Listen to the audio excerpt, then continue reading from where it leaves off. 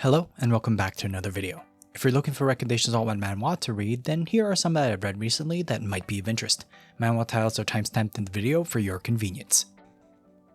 Our first manhwa for this week is Living Unmarried with My Time-Bound Lover, a romance manhwa that I've currently read up to chapter 67 on. Its main character is Ines Eladine, an interesting individual living in a fantasy world. You see, Ines's particular trait is that for some reason, she has the power to see others' misfortune. Using this ability, she built her fallen family back up after her father gambled literally everything away. After doing so and becoming the talk of high society, Ines has an encounter with the owner of the demonic sword, Khaled Arsdion. Not thinking much of it at first, the two fated, of course what I mean is by manhwa-wise, go along about their day normally. Shortly thereafter though, for some benefit between the two, Khaled and Ines enter into a contractual marriage.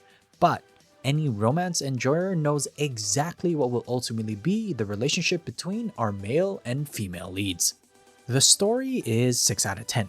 An interesting intro considering Ines's family situation and power. The exact reason why these two get together is nothing short of the usual it benefits me and it benefits you type of situation. The fact that the typical romance tropes of Ines's particular powers, considering there are some entities in this fantasy world, is fine, but ultimately not really that interesting to me, at least. The characters are 9 out of 10. Plot aside though, the characters themselves, specifically both Khaled and Ines, have personalities that are a result of their lived lives, not because they were born with it. When this type of initial character development or background is given, it makes you at least want to cheer or root for the couple. At the same time, the villains of the story are not necessarily easy to spot, but if you're a seasoned reader, especially for romance ones, then it's pretty much par for the course. The art is 8 out of 10. The situation that Ines and Khaled are in reminds me of a couple of other fantasy romance manhwas that I've read. The fact that we have a stronger female lead with a more reserved or given up male character would definitely be a welcome sight for fans of that particular art dynamic. So if you're a fan of romance manhwas where the female lead is rich, and I mean rich, and has enough money to throw around even to their future lover, similar to Raising My Fiancé with money from my previous videos, then Living Unmarried with My Time-Bound Lover would at least be worth a look at. This next manhwa to take a look at is Low-Level Civil Servant Wants to Climb the Social Ladder, a romance manhwa that I've currently read up to chapter 42 on. The protagonist is Namia Ruafi, as you can probably guess, a low-level servant who works in the scroll department, a division in the government that is in charge of making magic scrolls. In this world though, scrolls are not viewed in a very positive light, and so the department itself is filled with slackers and very non-productive people. Namia though actually enjoys making scrolls but can't do much in her low position. That is, until she recalls memories from her past life and is able to save the Crown Prince's life. Now, entangled with the Crown Prince and seemingly the political landscape of the government, what will Namia do now? The story is 8 out of 10. Given the fact that Namia remembers her previous life and how the world came to a crumbling end, it's at least believable her immediate stance to safeguard the person that was the cause for the fall of the world, or at least what she thinks so. What then gets a little bit more interesting is her rise to a higher position that's quite swift, which has its own particular set of consequences. The characters are 7 out of 10.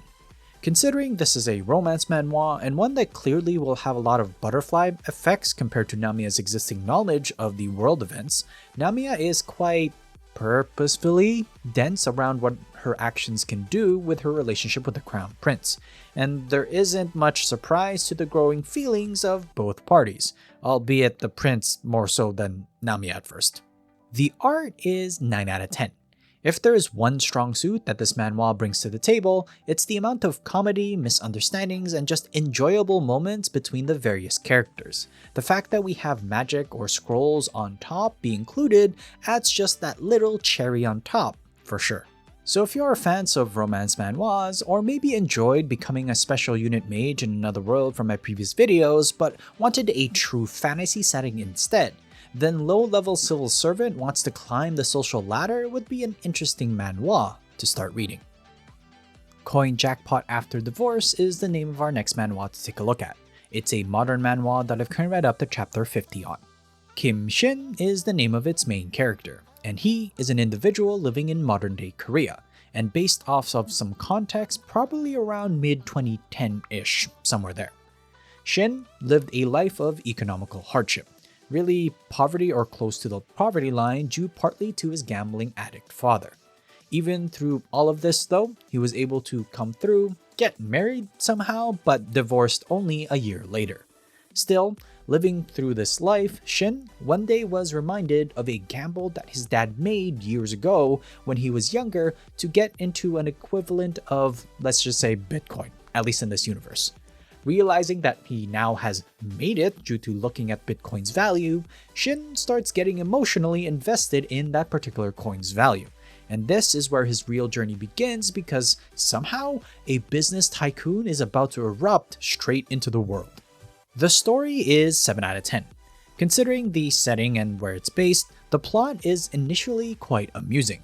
What I thought would initially focus more on Shin's particular set of wants and dreams turns out to be more of a touching, heartwarming rich guy who wants to fund other people's dreams, while of course gaining quite a bit from it.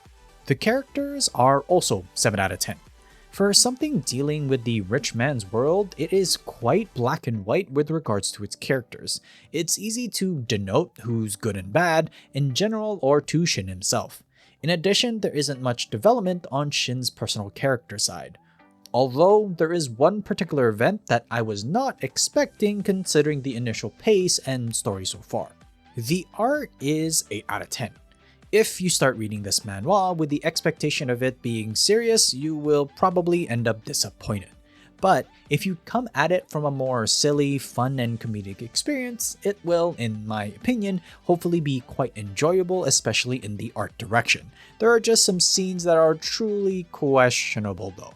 So if you enjoy modern manhwas and think a plot focused on investments or gambling, similar to Foresighting Investor, but with an art focused on comedy delivery seems interesting, then Coin Jackpot After Divorce should at least be on your radar. Our shorter story for this week is When a Genius Employee Crosses the Line, a modern manhwa that I've currently read up to chapter 15 on. The focus of this story is on Lee Han-rok, an individual living in modern-day Korea who works for a company that helps produce and advertise movies, a unique little space in the modern manhwa genre for sure. In this particular showbiz genre, we usually see things from the actor perspective or even the bigwigs that hold the money in that situation, so this is a good concept at least. Han-rok, though, as our main character, is very good at his job but lacks one particular aspect that every good employee at a company needs to some degree: social relationship skills. He doesn't care about who he works with, for or against, as long as the job is done well and it's good. This bites him in the butt though, as he gets abandoned, betrayed, whatever you want to call it, by his own boss. This won't be the end though, as Han-rok is able to regress back in time somehow, and this time he's going to actually try and change his approach. Will it be enough though?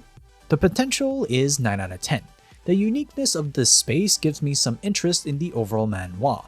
I've covered other titles in the showbiz production, but it's usually more towards the PD or TV related ones.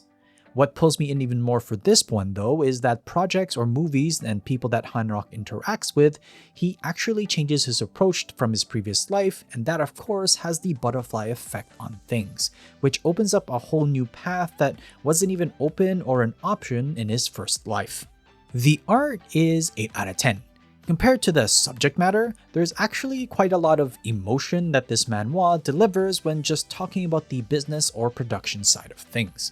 Through the eyes of Han-rok, we actually get to see him grow and learn more about the human side and not just the performance or box office numbers of those various projects that he's working on. So if you enjoy newer stories and are a fan of the showbiz genre in general, and think that one about the movie industry seems interesting, then When a Genius Employee Crosses the Line might just be worth taking a look at. Welcome to the highlight portion of today's video. Our highlight today is Youngest Son of the NamGung clan, which I've now read up to chapter 101 on. Info card description will have links to my original opinion. NamGung Dae-seo is of course our main character. As a quick overview, he's the 4th young master of the NamGung clan, a popular Murim family name or trope for the genre. His father is regarded as the strongest person in all of Murim, and his elder brothers are people who take that mantle as well. Deso, living this second life of his after an encounter with death, strives to make something of himself, or at least more than the waste he was originally. Learning this, he actually ends up being quite talented in the realm of martial arts, more than anyone in his life, including himself, thinks so. And now, he lives a somewhat normal yet fun life of smashing heads and getting stronger, but for what exactly?